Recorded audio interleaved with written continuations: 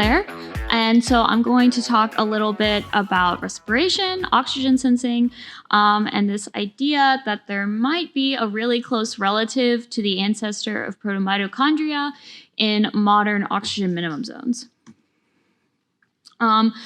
So I think a lot of people here are familiar with eukaryogenesis. It's this idea that an archaea and a bacteria a very long time ago decided to be best friends forever, and now we're here.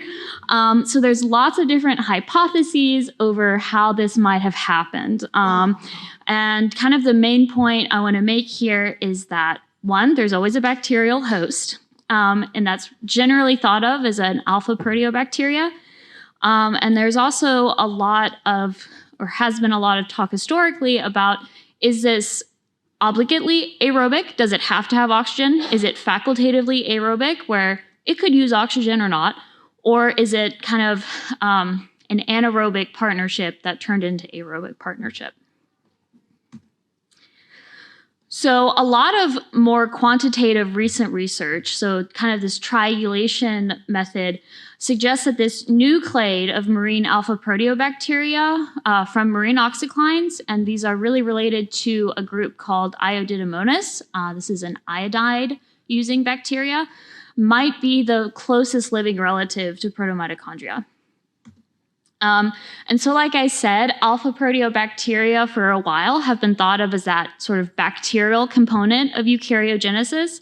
And what I'm going to showing you really quick right here is that these are some anaerobic traits that are thought of really essential when you're looking at the criteria for this ancestor. And so most of these are alpha proteobacteria.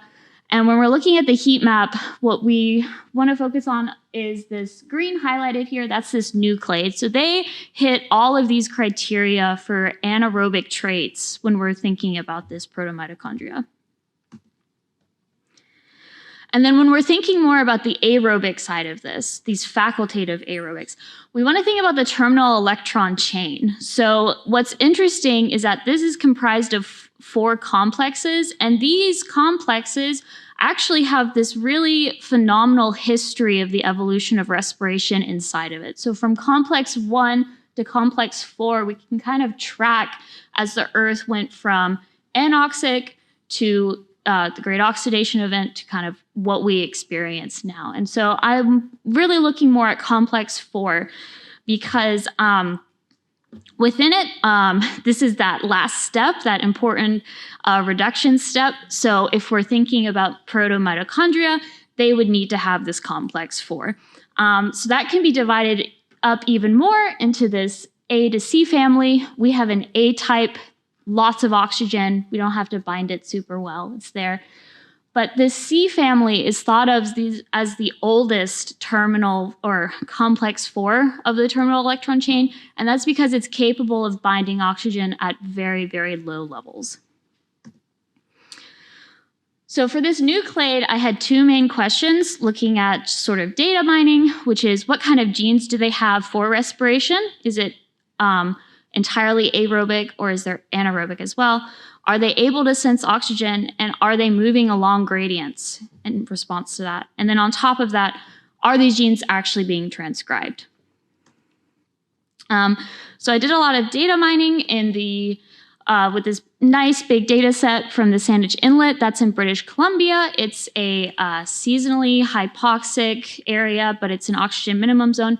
And that just means that very quickly we'll lose oxygen very high up in the water column. And you can see how like seasonally variable it is, but overall there's a pretty dramatic drop in oxygen. And so the 2 really interesting points I saw was, 1, there are C-type aerobic oxidases associated with this new clade alpha proteobacteria, and its transcription, or the amount that it was being used potentially, increased into the anoxic depths. And that there are 2 chemotaxis proteins, so that's an aerotaxis protein. Maybe, maybe not, it might be responding to something else. They were both being transcribed really highly into these anoxic depths. So my main takeaway is we should look at OMZs more if we're thinking about protomitochondria. because there are some really interesting alphas there that only exist right now as metagenomic assembled genomes. And it would be really interesting to really look at the full genomic capabilities of them. So I'd like to thank the Glass Lab at Georgia Tech, my funding, the NSF grad, and then the Oceans Across Space and Time team.